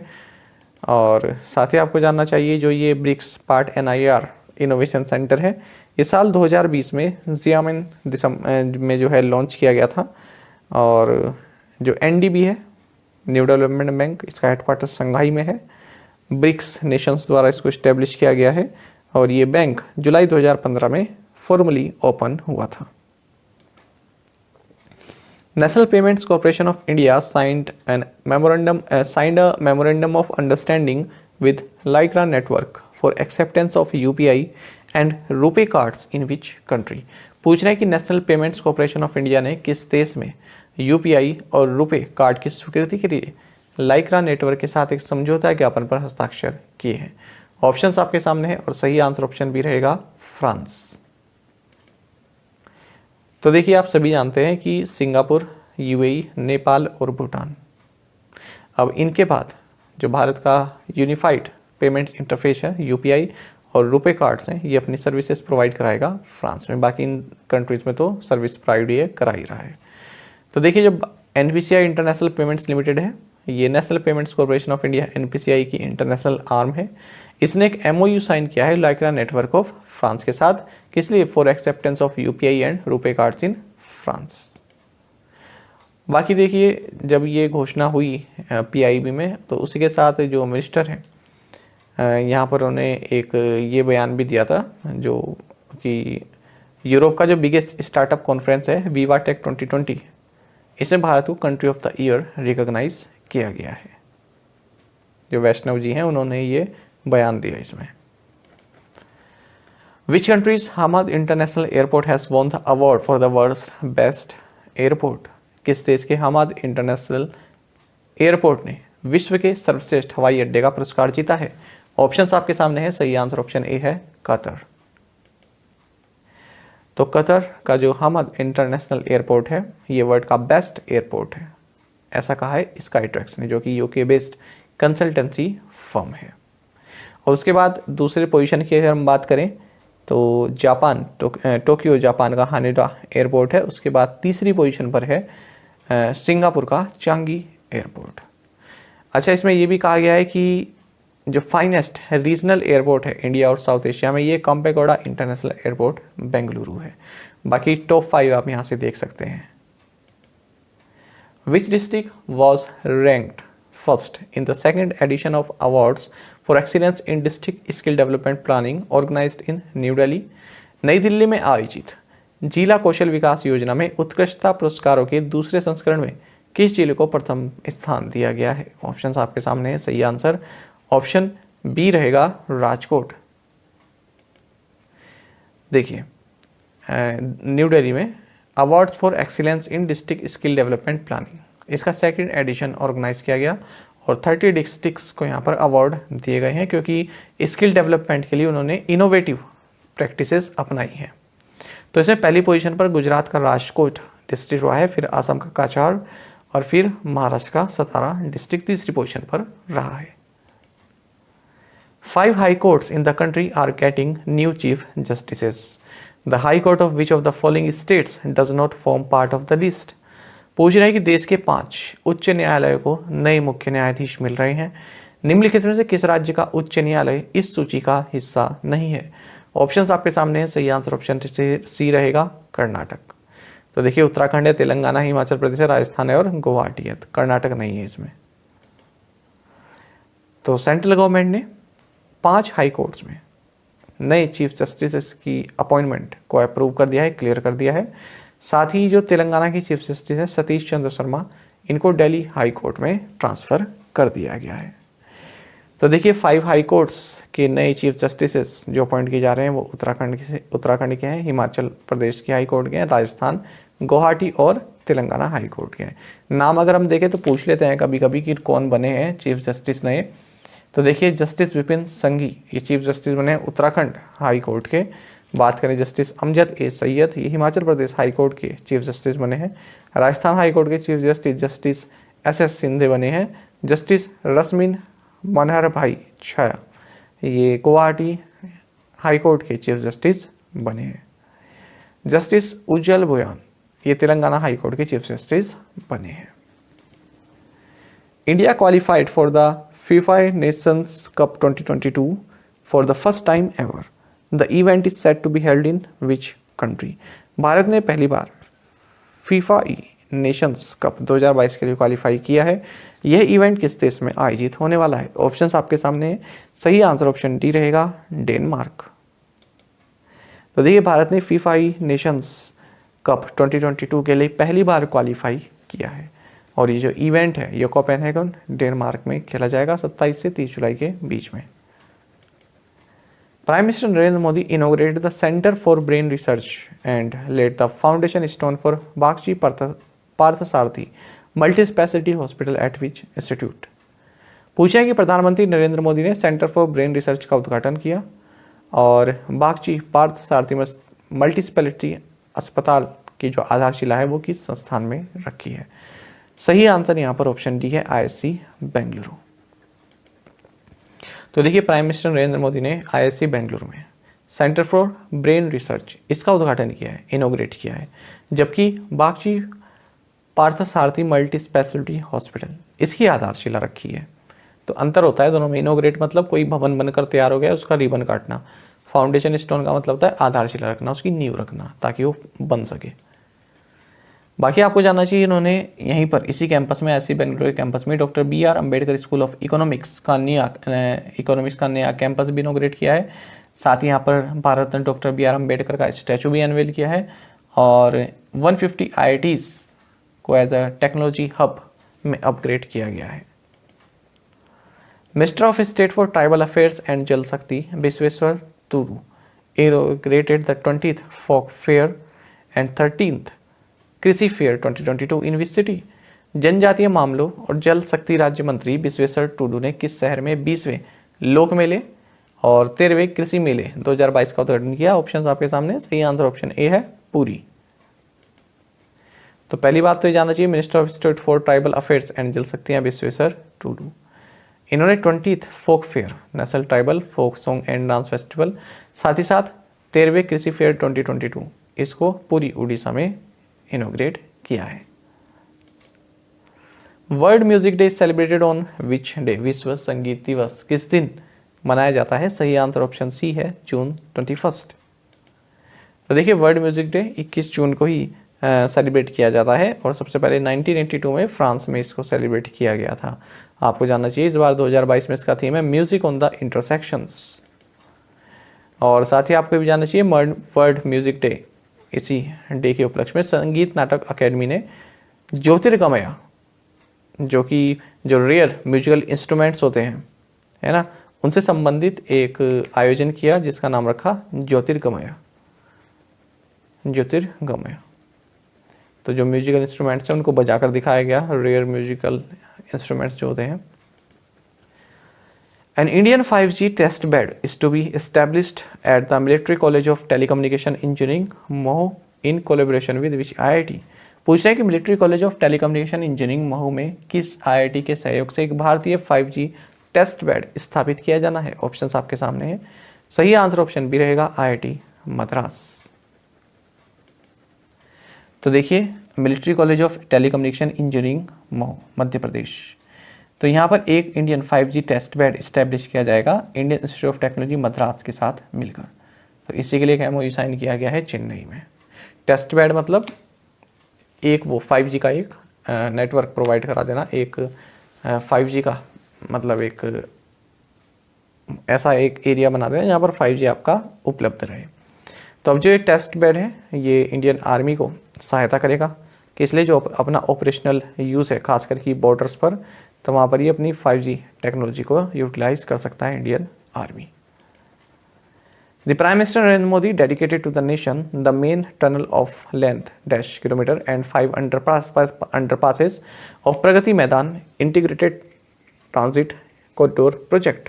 प्रधानमंत्री नरेंद्र मोदी ने प्रगति मैदान एकीकृत ट्रांजिट कॉरिडोर परियोजना की कितने किलोमीटर लंबाई वाली मुख्य सुरंग और 5 अंडरपास राष्ट्र को समर्पित की है? ऑप्शंस आपके सामने है, सही आंसर ऑप्शन ए है 1.36 किलोमीटर। देखिए न्यू दिल्ली में प्रगति Maidan integrated transit corridor project के तहत 500 अंडरपास और एक मेन टनल राष्ट्र को समर्पित की गई है। ये जो टनल है ये 1.36 किलोमीटर लॉन्ग है, 6 लेन है इसमें और 3 लेन कैरिज वे है दोनों ही साइड में। ये रिंग रोड को इंडिया गेट से कनेक्ट करती है वाया पुराना किला। Which initiative of Ministry of Education won UNESCO's King Hamad bin Isa Al Khalifa Prize for the use of ICT in education?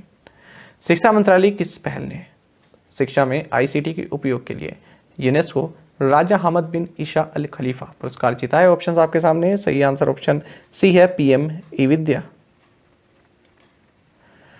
तो देखिए यूनेस्को ने यहाँ पर मान्यता दी है मिनिस्ट्री ऑफ एजुकेशन के तहत, जो डिपार्टमेंट ऑफ स्कूल एजुकेशन है, इसका एक इनिशिएटिव है PM ई विद्या। तो इन्होंने ICT का यूज़ किया है और इसी को रिकॉग्नाइज किया गया है यूनेस्को द्वारा।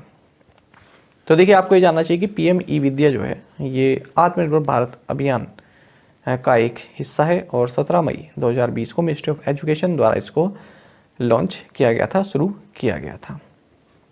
तो वही डिजिटल कंटेंट प्रोवाइड कराना, digitally online on air education provide कराना। बाकी आपको भी जानना चाहिए central institute of educational technology है CIET। तो इसी को दिया गया है ये यूनेस्को का King Hamad bin Isa Al Khalifa prize for the use of ICT in education for the year 2021। Which organization has awarded the Postgraduate Institute of Medical Education and Research in Chandigarh with the Regional Director Special Recognition Award? पूछना है कि किस संगठन ने चंडीगढ़ में स्नातकोत्तर चिकित्सा शिक्षा और अनुसंधान संस्थान को क्षेत्रीय निदेशक विशेष मान्यता पुरस्कार से सम्मानित किया है? सही आंसर ऑप्शन बी है, WHO। माफ कीजिएगा। तो देखिए, PGI चंडीगढ़ का नाम तो आपने सभी ने सुना होगा, post graduate institute of medical education and research, Chandigarh में है। तो इनको एक regional director special recognition award दिया गया है, किसके द्वारा? WHO के द्वारा, वर्ल्ड हेल्थ ऑर्गेनाइजेशन के द्वारा, क्योंकि टोबैको कंट्रोल के लिए उन्होंने काफ़ी एडवांस एफर्ट्स यहाँ पर किए हैं। Ministry of Housing and Urban Affairs launched an innovative project for skill training of construction workers called Nipun, where P stands for what? आवास और शहरी मामलों के मंत्रालय ने निपुण नामक निर्माण श्रमिकों के कौशल प्रशिक्षण के लिए एक अभिनव परियोजना शुरू की है, जहां P का अर्थ है। तो इस निपुण में आपको P का अर्थ बताना है। जो निपुण है ये ministry of housing and urban affairs द्वारा लॉन्च की गई है स्कीम। तो ऑप्शंस आपके सामने, सही आंसर ऑप्शन बी है, प्रमोटिंग। ध्यान से सुनिएगा, नई स्कीम है। अब एक आप अपना एक दृढ़ निश्चय बना लीजिए कि जब भी कोई स्कीम आएगी मैं साथ के साथ उसको तैयार करता रहूँगा या करती रहूँगी। ठीक है, अब से आपको स्कीम कुछ नहीं छोड़नी है। पुरानी इतनी सारी स्कीमें हैं वो मैंने आपको बता दिया है कि जो भी स्कीम्स एक्सटेंड की गई हैं 2025 तक, 26 तक, 27 तक या फिर इस साल के अंत तक, उन्हें आप पढ़िए। और अब जो आप साथ साथ नई स्कीम्स लॉन्च की जा रही है उनको बिल्कुल साथ के साथ ही उनको पक्का करते रहिए। तो अब देखिए आपके सामने स्कीम आई है निपुण, ध्यान से सुनिएगा। हरदीप सिंह पुरी, ये minister of housing and urban affairs and petroleum and natural gas हैं। इन्होंने एक स्किल ट्रेनिंग, जो कंस्ट्रक्शन वर्कर्स होते हैं ना, उनके स्किल ट्रेनिंग के लिए एक प्रोजेक्ट लॉन्च किया है, एक स्कीम लॉन्च की है जिसका नाम है निपुण।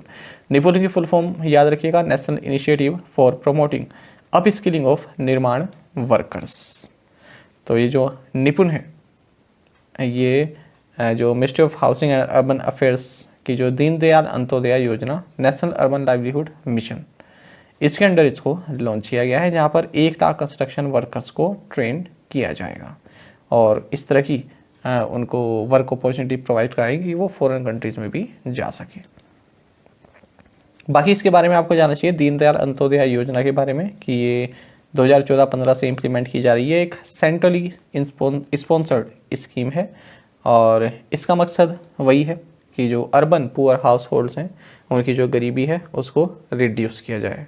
किस तरह से? उनको सेल्फ एम्प्लॉयमेंट प्रोवाइड कराया जाए, उनको इस तरह की स्किल दी जाए कि वो अपना रोजगार देख सकें। बाकी आपको जानना चाहिए जो ये प्रोजेक्ट निपुण है, इसके लिए जो इम्प्लीमेंटिंग एजेंसी है या नोडल एजेंसी है वो आपकी नेशनल स्किल डेवलपमेंट कॉरपोरेशन है, NSTC, जो कि ministry of skill development and entrepreneurship के अंतर्गत आती है। चलिए आज के असाइनमेंट क्वेश्चन देखेंगे। Heathrow airport is located in which city?